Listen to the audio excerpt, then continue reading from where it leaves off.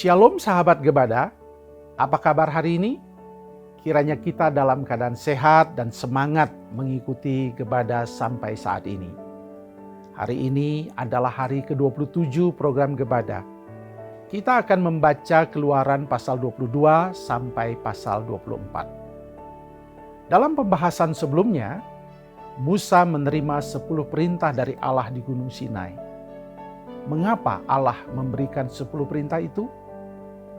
Tuhan tidak akan memberi hukuman tanpa alasan apapun. Hal ini dilakukan untuk menepati perjanjian dengan Tuhan dan untuk menyelamatkan umat Israel sebagai umat Tuhan. 10 perintah Allah membahas tentang kerajaan Allah dan kasih terhadap sesama. Peraturan-peraturan yang diberikan berhubungan dengan Tuhan dan berhubungan dengan sesama. Di sini perintah berarti hukum. Apapun ketentuan yang rinci dari 10 perintah Allah merupakan ruang lingkup keadilan bagi bangsa Israel. Ini adalah perintah yang harus dipatuhi di Kanaan, tanah perjanjian. Tuhan menetapkan perintah ini untuk menjaga ketertiban sosial, keamanan, dan ketentraman anggota masyarakat dapat terjamin. Dalam pasal 22 terdapat prinsip ganti rugi. Hal ini memberitahu bahwa hal-hal yang penting bagi kita juga penting bagi orang lain. Selain itu, ada juga hukum moralitas yang membahas adat istiadat bangsa-bangsa asing yang dapat menjatuhkan umat Israel. Pasal 23 berisi tentang perintah tahun Sabat dan hari Sabat, hari raya roti tidak beragi, hari raya menuai, dan hari raya pengumpulan hasil. Tuhan menyuruh mereka mengadakan ketiga hari raya tersebut. Perjalanan ke tanah Kanaan merupakan perjalanan yang sulit. Tuhan berjanji untuk membimbing dan melindungi umat Israel. Umat Israel berjanji melakukan segala perintah yang diucapkan Tuhan. Inilah perjanjian yang diikat antara Tuhan dengan bangsa Israel. Dengan ini, bangsa Israel telah memperoleh identitas mereka sebagai umat Tuhan yang sah. Sekarang, marilah kita membaca Keluaran pasal 22 sampai pasal 24 bersama-sama.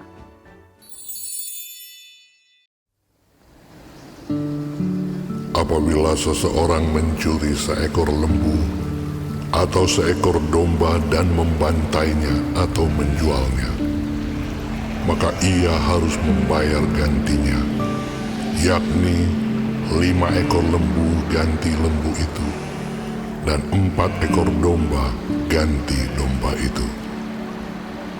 Jika seorang pencuri kedapatan waktu membongkar, dan ia dipukul orang sehingga mati, maka si pemukul tidak berhutang darah. Tetapi jika pembunuhan itu terjadi setelah matahari terbit, maka ia berhutang darah. Pencuri itu harus membayar ganti kerugian sepenuhnya. Jika ia orang yang tak punya, ia harus dijual ganti apa yang dicurinya itu. Jika yang dicurinya itu masih terdapat padanya dalam keadaan hidup, baik lembu, keledai, atau domba, maka ia harus membayar ganti kerugian 2 kali lipat. Apabila seseorang menggembalakan ternaknya di ladangnya atau di kebun anggurnya, dan ternak itu dibiarkannya berjalan lepas, sehingga makan habis ladang orang lain, maka ia harus memberikan hasil yang terbaik dari ladangnya sendiri, atau hasil yang terbaik dari kebun anggurnya sebagai ganti kerugian. Apabila ada api dinyalakan, dan api itu menjilat semak duri, Tetapi tumpukan gandum atau gandum yang belum dituai atau seluruh ladang itu ikut juga dimakan api, maka orang yang menyebabkan kebakaran itu harus membayar ganti kerugian sepenuhnya.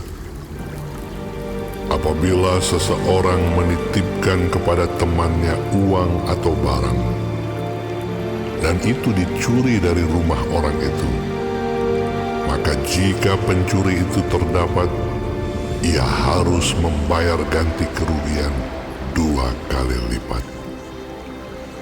Jika pencuri itu tidak terdapat, maka tuan rumah harus pergi menghadap Allah untuk bersumpah bahwa ia tidak mengulurkan tangannya mengambil harta kepunyaan temannya.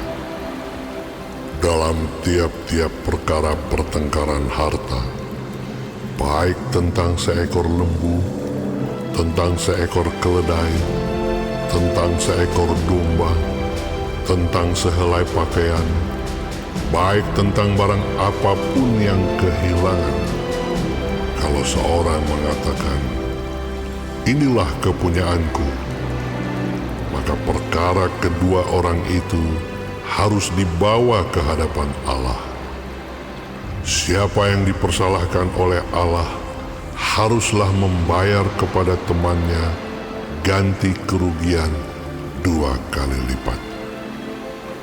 Apabila seseorang menitipkan kepada temannya seekor keledai, atau lembu, atau seekor domba, atau binatang apapun, dan binatang itu mati, atau patah kakinya, atau dihala orang dengan kekerasan, dengan tidak ada orang yang melihatnya, maka sumpah di hadapan Tuhan harus menentukan di antara kedua orang itu, apakah ia tidak mengulurkan tangannya mengambil harta kepunyaan temannya, dan pemilik harus menerima sumpah itu, dan yang lain itu tidak usah membayar ganti kerugian.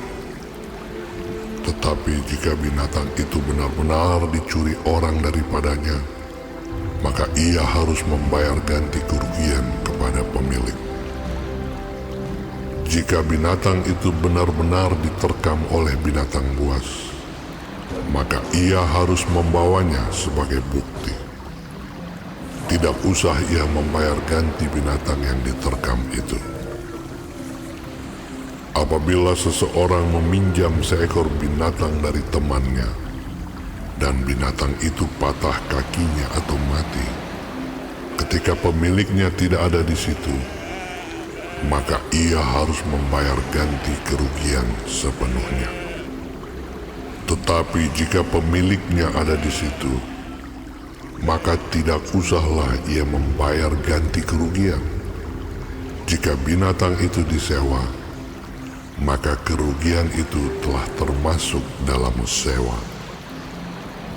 Apabila seseorang membujuk seorang anak perawan yang belum bertunangan dan tidur dengan dia, maka haruslah ia mengambilnya menjadi istrinya dengan membayar mas kawin.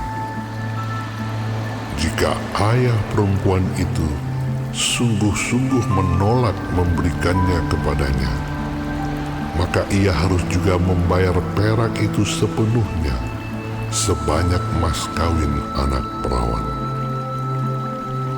Seorang ahli sihir perempuan janganlah engkau biarkan hidup. Siapapun yang tidur dengan seekor binatang, pastilah ia dihukum mati. Siapa yang mempersembahkan korban kepada Allah, kecuali kepada Tuhan sendiri, haruslah ia ditumpas. Janganlah kau tindas atau kau tekan seorang orang asing, sebab kamu pun dahulu adalah orang asing di tanah Mesir. Seseorang janda atau anak yatim, janganlah kamu tindas. Jika engkau memang menindas mereka ini, tentulah aku akan mendengarkan seruan mereka jika mereka berseru-seru kepadaku dengan nyaring. Maka murkaku akan bangkit, dan aku akan membunuh kamu dengan pedang, sehingga istri-istrimu menjadi janda dan anak-anakmu menjadi yatim. Jika engkau meminjamkan uang kepada salah seorang dari umatku, orang yang miskin di antaramu, maka janganlah engkau berlaku sebagai seorang penagih hutang terhadap dia. Janganlah kamu bebankan bunga uang kepadanya. Jika engkau sampai mengambil jubah temanmu sebagai gadai, maka haruslah engkau mengembalikannya kepadanya sebelum matahari terbenam. Sebab hanya itu saja penutup tubuhnya. Itulah pemalut kulitnya. Pakai apakah ia pergi tidur? Maka apabila ia berseru-seru kepadaku, aku akan mendengarkannya, sebab aku ini pengasih. Janganlah engkau mengutuki Allah, dan janganlah engkau menyumpahi seorang pemuka di tengah-tengah bangsamu. Janganlah lalai mempersembahkan hasil gandummu dan hasil anggurmu. Yang sulung dari anak-anakmu lelaki haruslah kau persembahkan kepadaku. Demikian juga harus kau perbuat dengan lembu sapimu dan dengan kambing dombamu. 7 hari lamanya anak-anak binatang itu harus tinggal pada induknya. Tetapi pada hari yang ke-8, haruslah kau persembahkan binatang-binatang itu kepadaku. Haruslah kamu menjadi orang-orang kudus bagiku. Daging ternak yang diterkam di padang oleh binatang buas, janganlah kamu makan. Tetapi haruslah kamu lemparkan kepada anjing.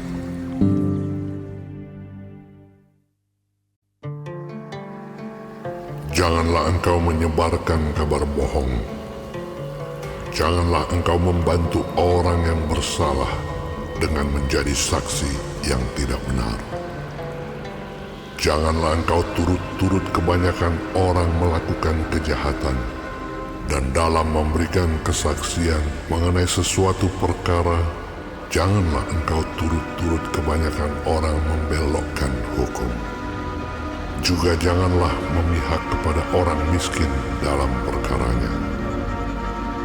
Apabila engkau melihat lembu musuhmu atau keledainya yang sesat, maka segeralah kau kembalikan binatang itu. Apabila engkau melihat rebah keledai musuhmu karena berat bebannya, maka janganlah engkau enggan menolongnya. Haruslah engkau rela menolong dia dengan membongkar muatan keledainya. Janganlah engkau memperkosa hak orang miskin di antaramu dalam perkaranya. Haruslah kau jauhkan dirimu dari perkara dusta. Orang yang tidak bersalah dan orang yang benar tidak boleh kau bunuh. Sebab aku tidak akan membenarkan orang yang bersalah. Suap janganlah kau terima, sebab suap membuat buta mata orang-orang yang melihat dan memutarbalikkan perkara orang-orang yang benar. Orang asing janganlah kamu tekan, karena kamu sendiri telah mengenal keadaan jiwa orang asing. Sebab kamu pun dahulu adalah orang asing di tanah Mesir. 6 tahunlah lamanya engkau menabur di tanahmu dan mengumpulkan hasilnya.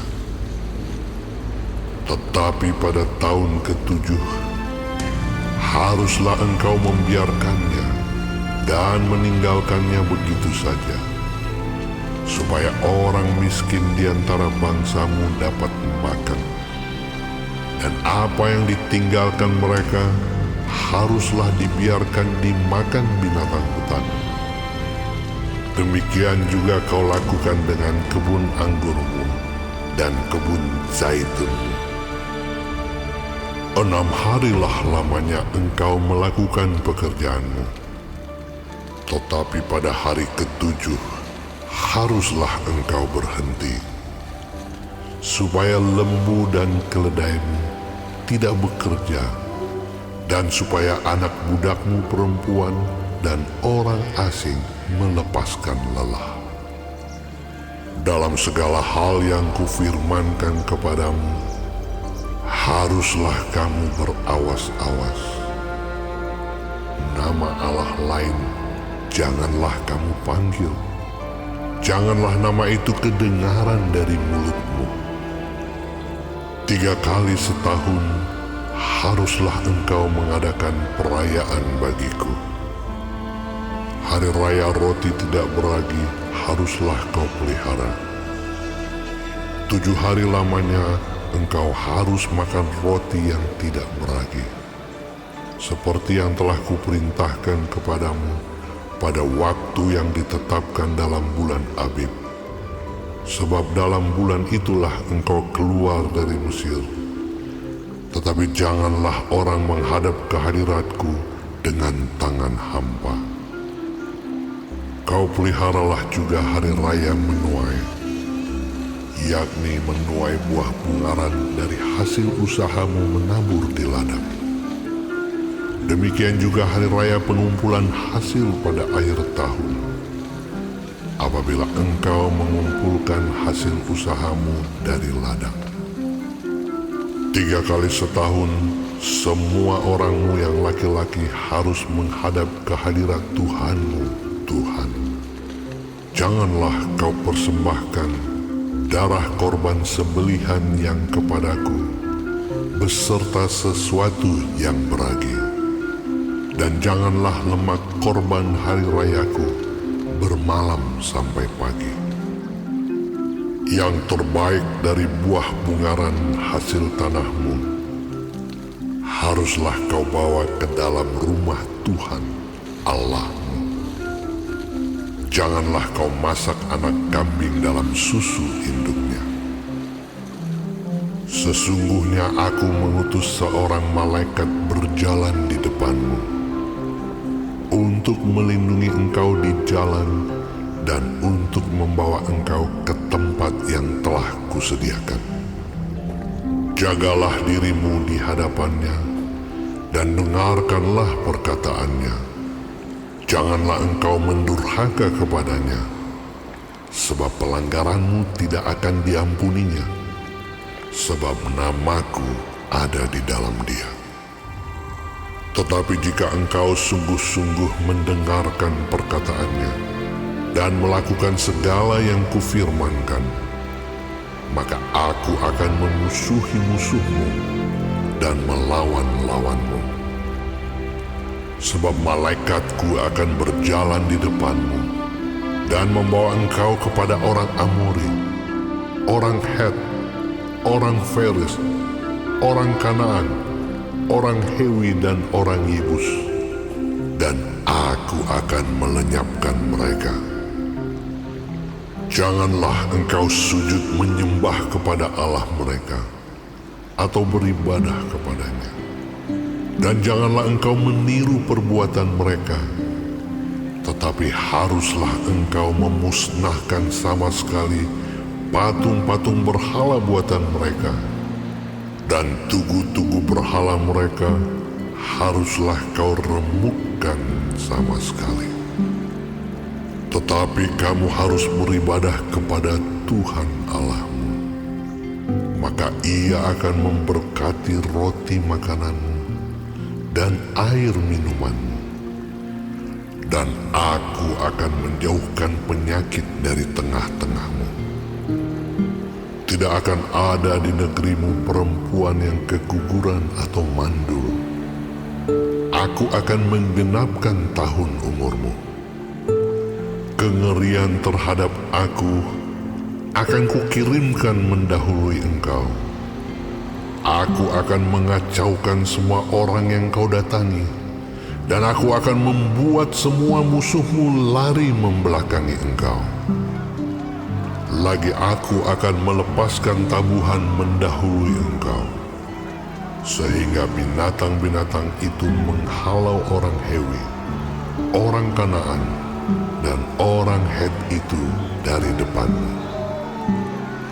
Aku tidak akan menghalau mereka dari depanmu dalam 1 tahun, supaya negeri itu jangan menjadi sepi, dan segala binatang hutan jangan bertambah banyak melebihi engkau. Sedikit demi sedikit, aku akan menghalau mereka dari depanmu, sampai engkau beranak cucu sedemikian, hingga engkau dapat memiliki negeri itu. Aku akan menentukan batas daerahmu dari Laut Teberau sampai Laut Filistin, dan dari padang gurun sampai sungai Efrat. Sebab aku akan menyerahkan penduduk negeri itu ke dalam tanganmu, sehingga engkau menghalau mereka dari depanmu. Janganlah mengadakan perjanjian dengan mereka ataupun dengan Allah mereka. Mereka tidak akan tetap diam di negerimu, supaya mereka jangan membuat engkau berdosa kepadaku dengan beribadah kepada Allah mereka, sebab tentulah hal itu menjadi jerat bagimu.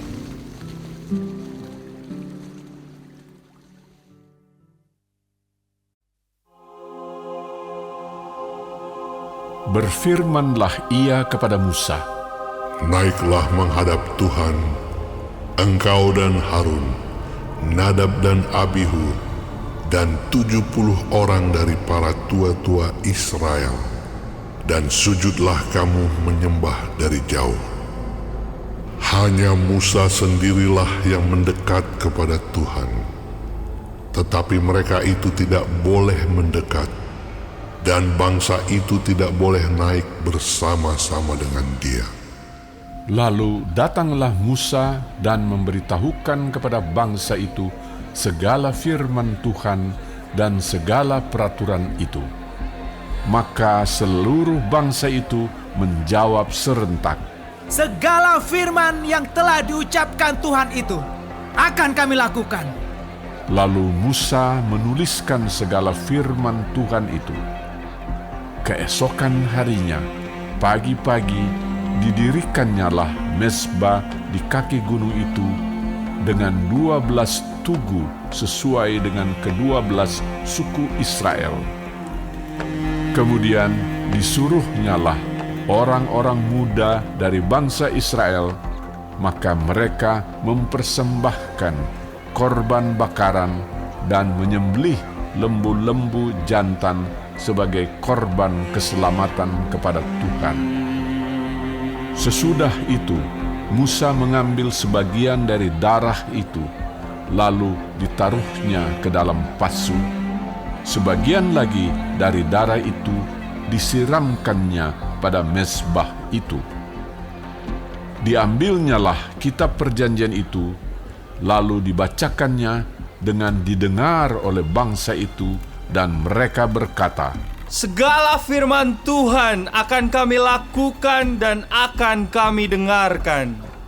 Kemudian Musa mengambil darah itu dan menyiramkannya pada bangsa itu serta berkata, inilah darah perjanjian yang diadakan Tuhan dengan kamu berdasarkan segala firman ini. Dan naiklah Musa dengan Harun, Nadab dan Abihu, dan 70 orang dari para tua-tua Israel. Lalu mereka melihat Allah Israel. Kakinya berjejak pada sesuatu yang buatannya seperti lantai dari batu nilam dan yang terangnya seperti langit yang cerah. Tetapi kepada pemuka-pemuka orang Israel itu tidaklah diulurkannya tangannya. Mereka memandang Allah, lalu makan dan minum. Tuhan berfirman kepada Musa, Naiklah menghadap aku ke atas gunung, dan tinggallah di sana. Maka aku akan memberikan kepadamu loh batu, yakni hukum dan perintah yang telah kutuliskan untuk diajarkan kepada mereka. Lalu bangunlah Musa dengan Yosua, abdinya. Maka naiklah Musa ke atas gunung Allah itu.